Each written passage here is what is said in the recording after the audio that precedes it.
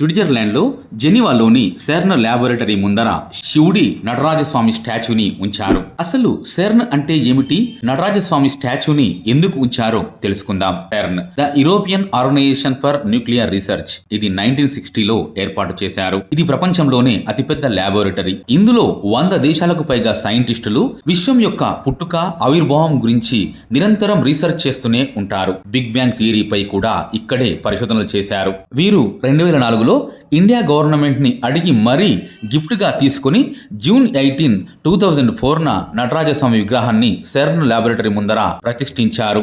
కారణం ఫ్రిడ్జాక్ కాప్రా. ఈయన ఫిజిక్స్ గురించి సెర్న్ ల్యాబొరేటరీలోనే పరిశోధన చేశారు.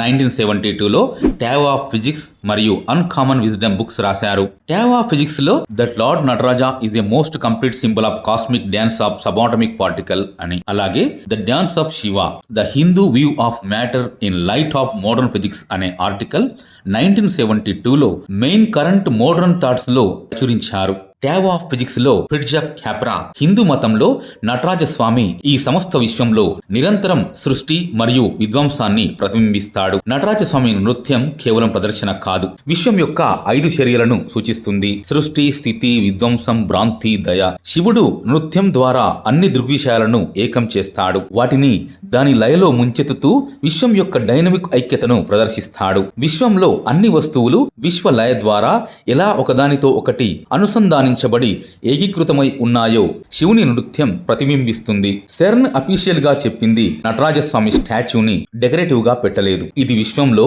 సృష్టికి, విధ్వంసానికి ప్రతిరూపం అని స్పష్టంగా చెప్పింది. ఇండియాలో మనం ఆ మహాదేవుడిని భక్తితో చూస్తున్నాం, కానీ స్విట్జర్లాండ్ వారు సైంటిఫిక్ సింబాలిక్ గా చూస్తూ మన పురాణాల్లో ఉన్న కాన్సెప్టులను సెర్న్ ల్యాబ్ లో టెస్ట్ చేస్తున్నారు. ఓం నమః శివాయ అని కామెంట్ చేయండి. మన ఛానల్ ను తప్పకుండా ఫాలో అవ్వండి.